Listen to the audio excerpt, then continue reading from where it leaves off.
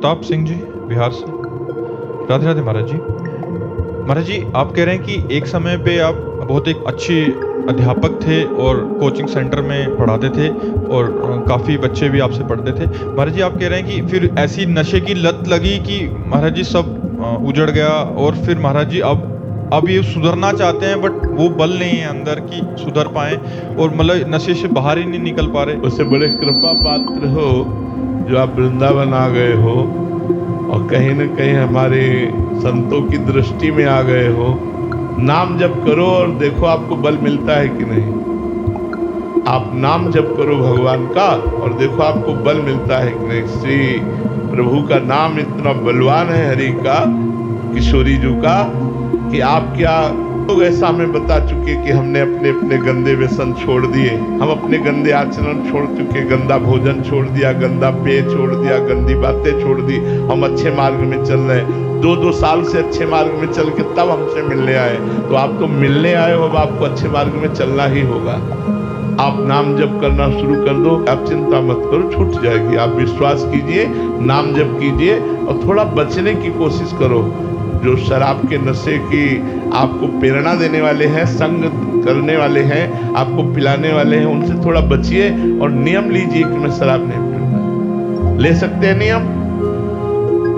बोलो, मैं श्रीधाम वृंदावन में शपथ खाता हूं कि आज के बाद शराब नहीं लूंगा। बहुत, हम तुम्हारा सहयोग करेंगे, चिंता मत करो। हमारा ठाकुर है, बहुत बलवान है, हिलना नहीं। हमारी तुम्हारी दोस्ती पक्की, हिलना नहीं इस बात से। बिल्कुल आप नाम जप करो, अगर बदलाव ना आवे तो हमें आप बताना। आज से शराब मत पीना शपथ खा लिया है, नाम जप करो, थोड़ी कठिनता झेलो और आगे देखो आपको प्यार मिलता है कि नहीं। जहाँ पर कृपा राम की हुई ता पर कृपा करे सब कोई। आप चिंता न करो, हमारी बात पर विश्वास कर लो यार, हमारी बात पे विश्वास करो। हाँ बिल्कुल, हम तो आपको हृदय से लगाए हैं, हमारी बात समझ लो। आज के बाद शराब मत पीना, नाम जप करो, जो परेशानियां उनको सहो, आगे का रास्ता खुल जाएगा। ठीक है? आप धैर्य पूर्वक चलना। ये नहीं कि 10 दिन देखो कि 10 दिन में हमें नौकरी नहीं मिली, हम फिर शराब अपना दिमाग ठीक करने के लिए पीने लगे। शराब दिमाग नहीं ठीक करती, शराब दिमाग खराब करती है। दिमाग, अब हम तो कैसे तुम्हें बताएं, आप लोग तो जानते हैं शराबी भाइयों की क्या लीलाएं होती है। हमने एक भाई को देखा वृंदावन में, उस समय परिक्रमा मार्ग कच्चा था, बीच में छोटी सी नाली थी, वो साइकिल से जा रहे थे और हम राधा वल्लभ जी के दर्शन करके रात्रि के 10 बजे लौटते थे। तो हमने देखा वो साइकिल पकड़ करके बार बार घूम रहे थे। तो हमने कहा चक्कर क्या है कि छोटी सी नाली नहीं, तो मैं साइकिल से तो उस नाली में गिर गए। जो उनके नजदीक आए, उनका भाई तुम्हें चक्कर आ गया क्या? तो जब उनकी भाषा निकली और उनकी गंध आई तो हमका भाई ये शराब पी, उनको उठा के खड़ा किया। उनका भाई थोड़ा तो समझ यार, अगर तो 1500 रुपए का फल फूल लेकर घर जाता तो बच्चे तुझे प्यार करते, तो शराब पी करके नालियों में गिर रहा है, क्या तेरी हालत है। ए भाई, शराब से ना स्वास्थ्य ठीक रहता है, ना बुद्धि ठीक रहती।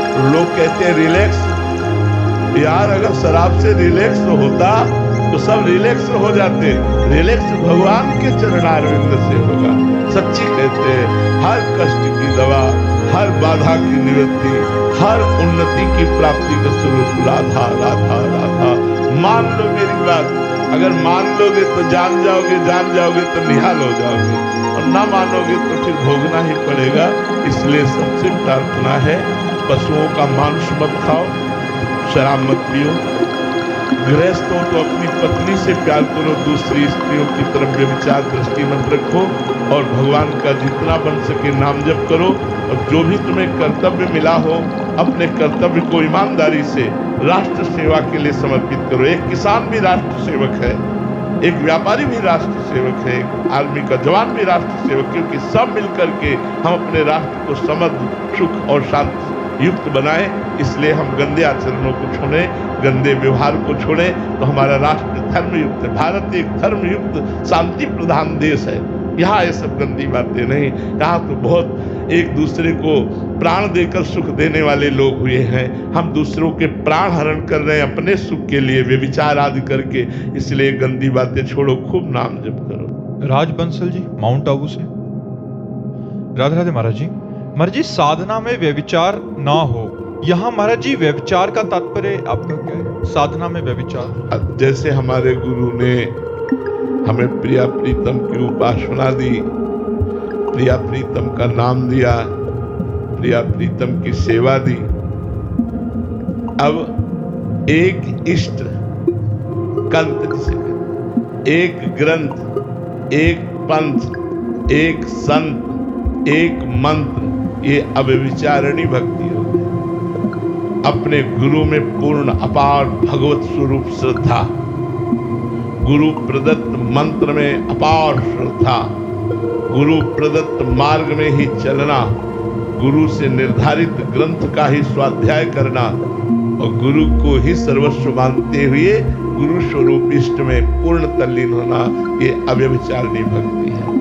व्यभिचारिणी भक्ति है आज इसको, कल उसको, परसों उसको भजा, नरसों उसको भजा, जहां जैसा काम आया वैसे हमने प्रार्थना कर दी, तुम्हें लड्डू का भोग लगा देंगे, तुम्हें ये अव्यभिचारिणी भक्ति योग का होता है। अनन्य योगे, अनन्य योग के द्वारा भगवान की उपासना करना। जैसे मीरा जी कहती हैं, मीरा जी को जब विवाह पद्धति से अपने ससुराल में प्रवेश होता है तो वहां की प्रथा थी देवी पूजन की। तो सास नंदरानी आदि ने कहा कि आपको देवी पूजन करना पड़ेगा। उन्होंने कहा नहीं, मैं देवी पूजन नहीं कर सकती। क्यों? मेरे तो गिरधर गोपाल दूसरों न कोई, जाके सिर मोर मुकुट मेरो पति सोई। अब सर झुकेगा गोविंद के आगे, गोपाल के आगे, बस। इससे गोस्वामी जी कह रहे, बने तो रघुवर ते बने, बिगड़े तो भरपूर, तुलसी औरन ते बने, ताबनी में पे धूल। ये अनन्यता ही अव्यभिचारिणी भक्ति है। अपने इष्ट के नाम रूप लीला धाम में अनन्य हो जाना। सब रूपों में हमारे ही इष्ट हैं, पर हम अपने इष्ट जो गुरु प्रदत्त नाम रूप, इसे अव्यभिचारिणी। व्यभिचार भक्ति में जो जब जैसा मनाया वैसे आचरण कर लिए, जब जैसा मनाया उसके समीप जाकर के झुक गए, उससे कामना की, उससे चाहत की। अव्यभिचारिणी भक्ति योग बहुत सम्माननीय और बहुत ही प्रार्थनीय है, भगवान की कृपा से प्राप्त हुई। इसे अनन्य भक्ति योग कहते हैं और भगवद गीता जी में बहुत बार इसकी मांग की है। अनन्य चिंतन तो मां भगवान ये जना परिपास तेसाम नित्याभियुक्तानां योगक्षेमः अनन्य चेता सततम यो माम स्मृति नित्यसा तस्याहं सुलभा पार्थ नित्ययुक्तस्य योगे। भगवान ने बहुत बार अनन्य चिंतन की बात कही, मन मना भव मत भक्तो माध्यात्मिकाम नमस्ते। इसलिए अव्यभिचारिणी भक्ति योग का मतलब एक भगवान के नाम रूप लीला धाम में आ सकते हैं। सुहानी जी राजस्थान से, राधे राधे महाराज जी। महाराज जी, क्रोध अथवा आवेश में क्या अंतर है? आवेश क्षणिक होता है, क्रोध स्थायी होता है, उसके प्रति द्वेष करना। आवेश का मतलब किसी क्रिया की प्रतिक्रिया में एक क्षण के लिए वो फिर शांत। और क्रोध वो उसका मनन चिंतन करके, उसके दोषों का चिंतन करके चलता रहता है हृदय, और उसके प्रति द्वेष बुद्धि हो जाती है, उसके प्रति नफरत बुद्धि हो जाती है। आवेश तत्कालिक होता है, ये प्राय साधकों में होता है। जो अच्छे संत होते, साधक होते हैं, उनके शिष्यों के द्वारा या उनके अनुयायियों के द्वारा धर्म विरुद्ध कोई आचरण हुआ तो क्रोधावेश होता है, क्रोध नहीं होता। अंदर से वो जलते नहीं है, लेकिन उसके सुधार के लिए क्रोध का नाटक करते हैं, वो आवेश धारण करते हैं और ऐसा वो थोड़ा भय प्रदान करेंगे, कटुवचन, लेकिन उनके हृदय में कोई द्वेष नहीं, उसके प्रति कभी बुरा नहीं सोचेंगे, कभी अहित नहीं। लेकिन क्रोधी बुरा कर देगा, बुरा सोचेगा, नफरत करेगा, उससे द्वेष करेगा, स्वयं जलेगा और दूसरे को जलाएगा। ये क्रोध बड़ा त्याग करने योग्य बात है। ये क्रोध बहुत हानि पहुंचाता है अपने हृदय को भी और दूसरे को भी। क्रोध से हिंसा तक हम बढ़ जाते हैं। अगर क्रोध अपने स्वरूप में आ जाए तो हम दूसरे की हिंसा भी कर देते हैं। आवेश तत्कालिक होता है, उससे किसी का हानि नहीं होती, किसी का बुरा नहीं होता। शारदा सोनी जी कोलकाता से, राधे राधे महाराज जी। महाराज जी एक चौपाई आती है कि निर्मल मन जन सो मोहि पावा, मोहि कपट छल छिद्र न भावा। महाराज जी ऐसा कैसे बना जाए? भगवान के नाम में बहुत बड़ी सामर्थ्य है। जितना नाम जप करोगे और भगवान की कथा सुनोगे तो मन का मल जर जाएगा, ममता मल जर जाए। ये जो मोह ममता है, भोगों की वासना है, छल कपट है, जहां नष्ट हुआ तो मन निर्मल हो जाता। सारा खेल तो इसी का है। अरे बहुत कठिन है, मन निर्मल कर पाना बहुत कठिन है। इसलिए हम जैसे पतित हैं भगवान की शरण में, यही बात हमें अच्छी लगती है। हम मन को निर्मल करके भगवान को समर्पित कर पाए। यार बच्चापन से लगे हैं, एक सेकेंड इसकी बागडोर ढीली हुई कि वही संसार, वही भोग था, वही नरक। बहुत दुष्ट है। वैसे तो भगवत स्वरूप है, इंद्रियाणाम मनस्यास्मि, लेकिन आचरण बहुत दुष्ट है इसके। इस पर शासन करते हुए भगवान का नाम जप किया जाए और जीवन भर कभी अपने को सिद्ध ना मान ले, नहीं तो ये पतित कर देगा। जीवन भर डरा जाए कि कहीं हम धर्म विरुद्ध आचरणों में न फंस जाएं, तो निकल जाएगा। एक संत भगवान भिक्षा मांगने जाते थे तो गांव के किनारे एक वैश्या का घर था। वो पूछती है, बाबा तुम्हारी दाढ़ी पवित्र कि मेरे बकरे की दाढ़ी अच्छी? वो कुछ नहीं बोलते। एक दिन वो बहुत बीमार थे, मरने का समय आया। उन्होंने अपने शिष्यों से कहा उस बेटी को बुलाओ। और वैश्या को बुलाया, कहा बेटी मेरी दाढ़ी पवित्र। बाबा ये बात तो आप उस समय भी कह सकते थे। बोले नहीं, अब मैं भगवान के धाम को जा रहा हूं, अब मैं पक्का कह रहा हूं कि मेरी दाढ़ी पवित्र, क्योंकि शरीर जब तक है तब तक पता नहीं कब कौन सा आचरण बन जाए। इसलिए जीते जी हम नहीं कह सकते, मरने की दशा में कह सकते कि अब हम पवित्र हैं। मन न जाने कब कहां कैसे गिरा दे, कुछ पता नहीं चलता। भगवान ही रक्षक है, वही रक्षा करे तो पार हो जाए। इसलिए निर्मल मन करने के लिए एक ही साबुन है, संतों का संग करते हुए भजन करना। साधन को हरि भजन है, कै सत्संग सहाय। मन तो चंचल सबनते, या को कौन उपाय। साधन को हरि भजन है, कै सत्संग सहाय। संतों का संग करो, नाम जप करो, मन पवित्र हो जाएगा। पवित्र मन में ही भगवान का स्मरण होता है। विकास पाटीदार जी इंदौर से। राधे राधे महाराज जी। महाराज जी मेरा प्रश्न है कि जो संचित कर्मों का गोदान लगा हुआ है वो केवल मनुष्य जन्म के लिए कर्म होते हैं या फिर अन्य योनियों के कर्म भी उसमें सम्मिलित होते हैं? नहीं, अन्य योनियों के कर्म नहीं बनते। अन्य योनियां तो भोग योनियां है। मनुष्य हम करोड़ों अरबों बार मनुष्य बन चुके, कोई पहली बार तो नहीं बने। सुअर कुत्ता भैंस गधा इनके कर्म थोड़ी लिखे जाते हैं। ये तो प्रारब्ध कर्म से प्रेरित होकर ही करते हैं। कर्म का शुभ और अशुभ कर्ता मनुष्य शरीर है। और हम पहली बार थोड़ी मनुष्य बने, अरबों खरबों बार बन गए। जब से सृष्टि हुई तब से कितनी बार मनुष्य बन गए। हर बार भोगों में भूलकर भगवान का भजन नहीं किया, इसलिए संचित हो गए शुभ अशुभ कर्म और उन्हीं का परिणाम हमें भोगना पड़ता है।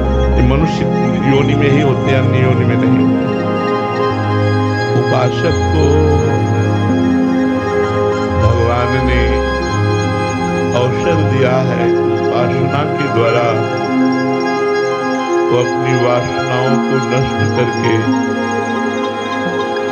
सच्चिदानंद सुख में निमग्न हो। निर्विण्णस्य विरक्तस्य पुरुषस्योक्त वेदिनः मनस्त्यजति दौरात्म्यम चिंतितस्यानुचिंतया। जिसको भगवान की कृपा से भोगों में सुख नहीं लगता, बड़ा वो कृपा पात्र है। इसे इंद्रियों के भोगों से उदासीनता हो रही है, नहीं चाहिए। जनेन्द्रीय सुख, रसेंद्रीय सुख, शब्द स्पर्श रूप रस गंधादि, ये भगवत कृपा पात्र का लक्षण है। जिसको सांसारिक भोगों से अरुचि हो गई है। निर्विण्णस्य विरक्तस्य पुरुषस्योक्त वेदिनः, वो बार बार भगवान के चिंतन में संलग्न होने की चेष्टा करता है। बहुत सुंदर बात। भगवान का चिंतन कौन कर सकता है? जो भोगों से उदासीन हो रहा है, विरक्त हो रहा है। नहीं तो भक्ति का नाटक होता है, दंभ होता है, पाखंड होता है, भक्ति शुद्ध नहीं हो पाती। बिन विवेक वैराग्य भक्ति बिन सत्य न एको मानो, भगवत विमुख कपट चतुराई सो पाखंड नहीं जानो। भगवत बृहस्पति महाराज कहते, जब तक हमारे चित्त का अपहरण रुपये ने कर लिया, भोगों ने कर लिया, भोग संग्रह में हमारी वृत्ति लगी है, मान प्रतिष्ठा की चाह है, तब तक उसे भगवत चिंतन एक तार नहीं होता है। जिसका भोगैश्वर्य रखता नाम, जो अपहृत कर दिया भोगों ने चित्त को, भोगे सकता नाम, जो भोगों में आसक्त चित्त है, उनकी चित्तवृत्ति भगवान में कैसे लगे? तयापहृत चेत साम व्यवसायत्मिका बुद्धि समाधो न विधीयते। जिनके चित्त का अपहरण भोग और संग्रह ने कर लिया, वो व्यवसायत्मिका बुद्धि भगवान में नहीं लगती, समाधि में नहीं लगती। इसलिए बड़े कृपा पात्र है जिनको संसार के भोगों में दुख प्रतीत हो रहा है। सच्ची बात मानिए, कौन सा ऐसा भोग है जिसमें आप सुख प्रतीत करते हैं? केवल बुद्धि भ्रष्ट हो गई है इसलिए ऐसा लगता है। क्या मनमूत्र के द्वार सुख का स्वरूप है? क्या हाड़ मांस का शरीर सुख का स्वरूप है? क्या जो हम अन्न पा लेते 6 घंटे में दुर्गंध तो मन बन जाता है, वो सुख का स्वरूप है? क्या ये मरण धर्मा शरीर का राग हमें सुख प्रदान करेगा? क्या ये मान प्रतिष्ठा में सुख प्रदान करेगी? बड़े बड़े चक्रवर्ती सम्राट हो गए, कागजों में लिखा रखा है, इतिहास में लिखा रखा है, कौन जानता है? यदि आत्मस्वरूप को आप प्राप्त नहीं हुए अपने, यदि भगवत प्रेम नहीं प्राप्त हुआ, तो मनुष्य जीवन का कोई लाभ नहीं मिला। मनुष्य जीवन का लाभ निर्विण्णस्य विरक्तस्य पुरुषस्योक्त वेदिनः मनस्त्यजति दौरात्म्यम चिंतितस्य अनुचिंतया। मन से भोगों का चिंतन त्याग दे और सदैव अपने आत्मस्वरूप भगवान के चिंतन में निमग्न रहे। शरीर में जब तक आत्मबुद्धि है, शरीर में जब तक मैं बुद्धि है, तब तक परमार्थ में हम ठीक से नहीं चल पाते, क्योंकि मना कष्टानि इंद्रियाणि प्रकृति स्थानि कर्षति। मन और 5 ज्ञानेंद्रियाएं भोगों में ही ले जाती है। भारी समस्या भोग है, भारी समस्या भोग। हम कर्ता और भोक्ता भाव से ही दुर्गति को प्राप्त होते चले गए। भगवान ने हमें मनुष्य जीवन दिया, सत्संग दिया, ऐसा अवसर दिया। अब हम सावधान हो जाए। शरीर में आत्मबुद्धि का त्याग करके भोगों में सुख नहीं है, ऐसा दृढ़ निश्चय करके अपनी एक एक वृत्ति के द्वारा श्री भगवान का चिंतन करें। गुरुदेव की शरण में जाकर उनके द्वारा बताए गए नाम मंत्र का, उपासना का, स्वरूप का चिंतन करें। यदि कुर्यात् प्रमादेन योगी कर्म विगर्हितम योगे नैव दहे दंभो नान्यत तत्र कदाचन। मार्ग में चलते हुए समस्त भोगों का त्याग करके गुरु की शरण में होकर नाम जप कर रहे हैं, मंत्र जप कर रहे हैं, उपासना कर रहे हैं, लेकिन हमारा गलत संग हो गया। यदि कुर्यात् प्रमादेन, प्रमादेन माने जो नहीं करना चाहिए वो कर बैठे और जो करना चाहिए उसे त्याग दिया। प्रमादवश यदि हमसे गंदा कर्म बन गया, बन जाएगा, कुसंग हो जाएगा तो बन जाएगा। यदि कुर्यात् प्रमादेन योगी कर्म विगर्हितम, यदि उपासक से, योगी से, वैसे तो ऐसे कर्म नहीं बनते पर कुसंग से बन जाते हैं। यदि कुसंग वशात प्रमादवश ऐसा पाप बन जाए, अपराध बन जाए, गलती बन जाए, योगी नहीं रहे दंग हो, उसे कोई और पाप प्रायश्चित करने का उपाय नहीं करना चाहिए। नान्य तत्र कदाचन, यह नहीं कि हम चलो तीर्थयाटन करते हैं या जिस साधन में लगा उसी साधन में लगा रहे, जिस साधन में लगा है उसी साधन में लगा रहे। वो साधन उसके सारे पाप और पाप वासना, पाप प्रवृत्ति दोनों को भस्म कर देगा। तीर्थयाटन, चंद्रायण व्रत आदि तो पाप को नष्ट करते हैं, लेकिन पाप की प्रवृत्ति को नहीं। लेकिन भगवान नाम जप, मंत्र जप, गुरु प्रदत्त आराधना, ये पाप को भी भस्म कर देगी और पाप प्रवृत्ति को भी भस्म कर देगी।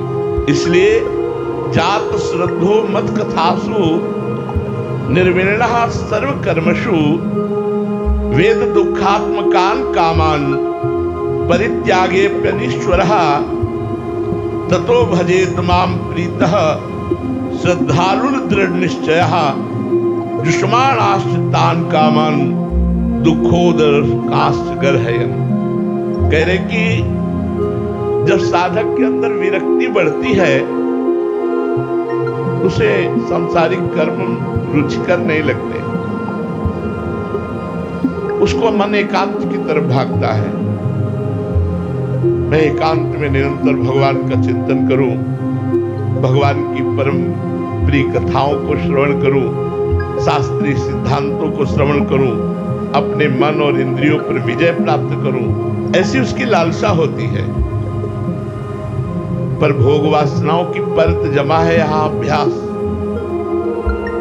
बड़ा समझने का प्रसंग है। हम यद्यपि नहीं करना चाहते, हम परमार्थ पे ठीक से चलना चाहते हैं, पर हमारी भोग व दुर्वासना मम सदा परिकर्षयन्ति, पूर्व जन्म के गंदे अभ्यास, पूर्व का गंदा अभ्यास हमारे मन में बैठा हुआ है। तो कह रहे हैं अगर भोगों में गिर गए हो तो डरो मत, भोग लो, लेकिन अंदर से अपनी निंदा करो, अपनी घृणा करो। धिक्कार है, भगवान के मार्ग का पथिक होकर कहां अपनी निंदा करो, अपने को धिक्कार करो। उसे चाहिए कि उन भोगों को भोग ले, परंतु दुखद समझकर, अपराध समझकर, गलती समझकर अपने को बार बार जलाए, प्रायश्चित करे। तो अपना दुर्भाग्य मना ले, मेरा दुर्भाग्य भगवान का भजन छोड़कर भोगों की प्रीता। साथ ही इससे छुटकारा पाने के लिए मेरा और दृढ़ निश्चय करे कि अब दोबारा गलती नहीं होगी।